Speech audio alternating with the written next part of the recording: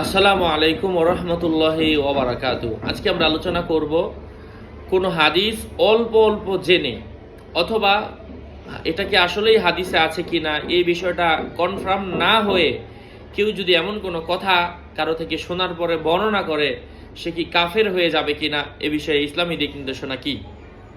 আমরা যদি হাদিস দেখি সেক্ষেত্রে আমাদের কাছে স্পষ্ট হয়ে যায়, সরাসরি হাদিসের মধ্যে এসেছে আল্লাহ রাসূল সাল্লাল্লাহু আলাইহি ওয়াসাল্লাম আমাদেরকে নিষেধ করেছেন, তোমরা যতটুকু জানো এবং ভালো করে কোনো হাদিস সন্দেহ করে বর্ণনা করবে না, এবং যেটা নিশ্চিত সেই হাদিসটা তুমি বর্ণনা করবে।